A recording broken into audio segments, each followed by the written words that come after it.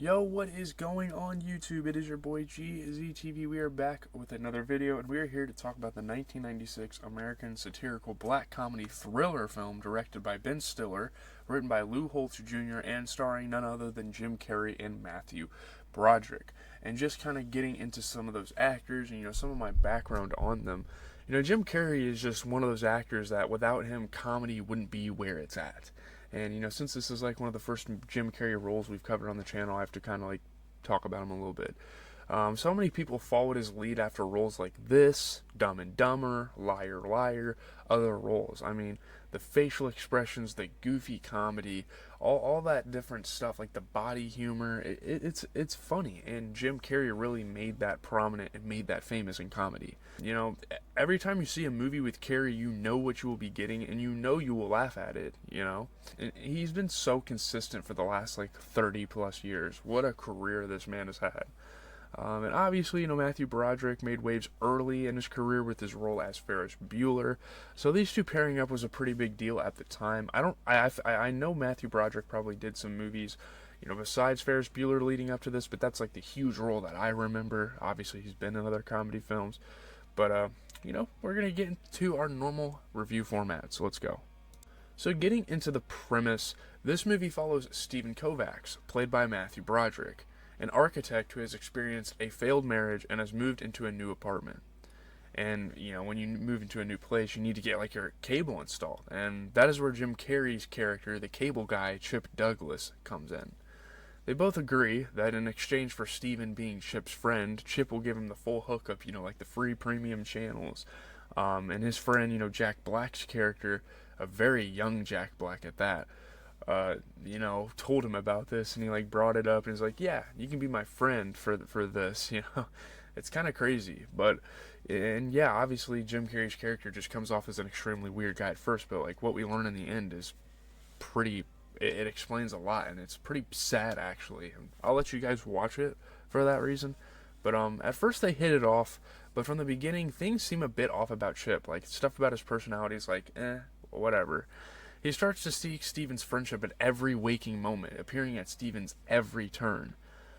Chip decides that he will go out of his way to hook up Steven's ex-partner, Robin, with cable in hopes it's just that she will get back with his dear old friend. He kind of tells her it's like a gift from Steven, and it's pretty funny. There's a lot of commentary about hooking your boys, hooking people up for cable. It's funny. This seems to work. Robin and Steven start to hit it off at first, but what happens next, again, you'll have to see for yourself. That's more third act stuff. So let's get going. So getting into the good, at first I was very questionable on this movie and didn't really see anything special about it.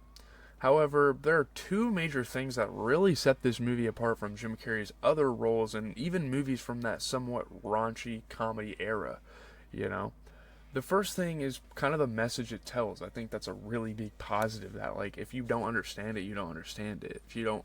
If you're a surface level comedy person, you're not going to understand what this is trying to say, towards the end of it especially. On the surface, it seems like a very regular, overly indulging stalker story.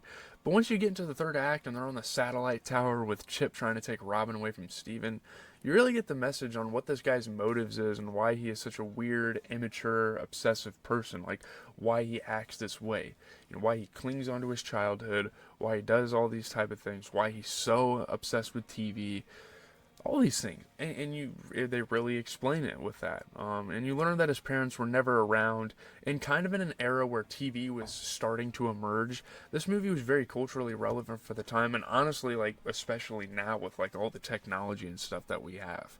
All the parents need to do while they're out is leave their kid glued to the TV screen, and that was satisfactory enough kind of in the 90s, it seemed like. And that was kind of a norm. That was kind of a stereotype as well. It's very interesting, to make a movie based on that. I love that they did that though. And this movie really shows that that was a very neglectful way to raise a kid. And although it's a bit exaggerated, how Jim Carrey as an adult turns out in this movie, the end product is a guy like Chip. who has nothing to really turn to but TV. So when he meets a friend, he doesn't want to ever let him go because he didn't really make friends as a kid. He wasn't really social because he was stuck to a fucking TV screen all day, you know. And speaking on Chip, the second major thing that made this movie so good is Jim Carrey's acting. It was so entertaining. Again, it went a little over the top at times. We'll get to that in a second. But, like, the movie references, like Star Trek and Waterworld, and him, like, doing voice impressions, it was so fucking funny. Like, the typical goofy comedy from Jim Carrey that never has and never will get old. You know, you have him, like, gritting his teeth, like, smiling menacingly. You have him, like, doing stuff with his eyes, making crazy noises. It was so funny. I mean, all these things make the movie more entertaining because, let's face it, I mean, Broderick's character isn't all that interesting. Like, I'm not really invested in Matthew Broderick's character throughout this movie. But Jim Carrey's character just makes it so much better. Getting into the back, I mean, from a pure comedy aspect, from pure laughs, this is probably the weaker use of comedy we have reviewed on the channel so far. It gets funny to a point. Like, Jim Carrey is hilarious, and certain scenes have humor. Like, I'll show you some here right now. You'll need to look your best. That'll take care of the shine. Now, let's pluck those eyebrows. But Jim Carrey isn't so damn funny that the movie as a whole isn't, like, the movie as a whole just isn't funny. Like, he can't carry it by himself. It's almost like when he's not on the screen, you're just not interested in, like, thank God he, like, pops up in every fucking corner. Like, there's so many side stories I wasn't interested in that Jim Carrey was involved in, and that's like Steve selling the building design, you know, the freaking court case that was going on TV. Obviously, you know, Jim kind of ruining it at the end by landing on the satellite was pretty funny, and it was like a full circle moment. Even like the failed marriage, even though Jim Carrey's character got involved, like the failed marriage between Steven and Robin. The only things I was really interested in and invested in was just, like, all the antics that Jim Carrey's character, Chip, you know, pulled. You know, all these gimmicks, like putting the surround sound in his house, you know, them going to the night place and him acting like a total child. That stuff's funny, and, like, the way he acted.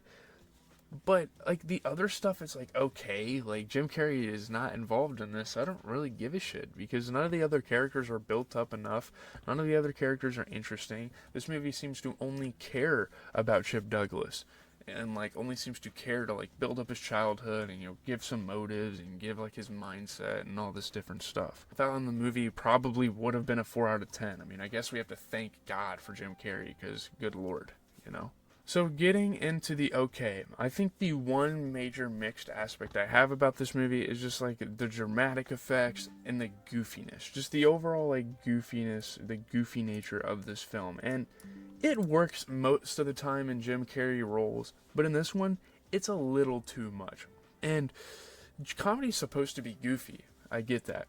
And to an extent, directors will go to great lengths to make scenes hold comedic or sometimes serious weight by like adding some drama to it.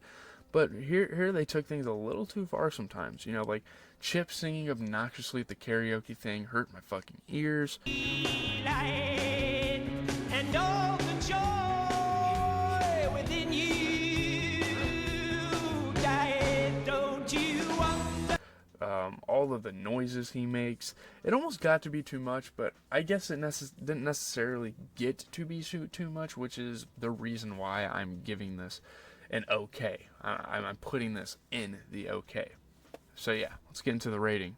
So getting into the review, pull up the tier list. And for the people that don't understand the references and what message they are trying to convey, and there are definitely parts of the movie that I'm not a huge fan of, but I really appreciate the message. If you don't understand what they're trying to say, this movie isn't really that special.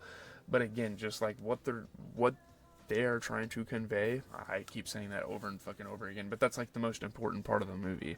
You know, they're trying to send something, and I feel like there's not a lot of comedies that dig this deep into reality and like use a real world issue to tell a story, you know, go this far to like have such a specific concept. It is a very unique concept as well, which is probably something I could have gave a positive for. And for that, I think it is at the very least satisfactory, and it's borderline amazing at times. Like they have flashes and moments, but I can't give it an 8 to 8.9 out of 10. I'm giving it a 7.7 out of 10. I think it is a satisfactory screenplay. I think it does its job, and if the movie was a little more funny, it probably would have crept its way into the 8s, but I just didn't find this movie all that funny compared to the other movies, man. I'm watching Happy Gilmore tonight, so I'm sure that's gonna be more comedic. But yeah, I'm out. Again, Happy Gilmore coming out, video coming up. This weekend, all sorts of gaming content. Road to Glory video just dropped on the channel. You guys should go check that out. But I am out. Have a good rest of your guys' day. Leave a like, comment, and subscribe. This video might seem a little short, but there's not too much to talk about this movie. I mean, it's only an hour and a half. There's really not that much substance. This is a pretty typical, it's pretty typical. So, whatever. Again, have a good rest of your day. I am absolutely addicted to college football. 24, but I got to get these videos going. So, yeah.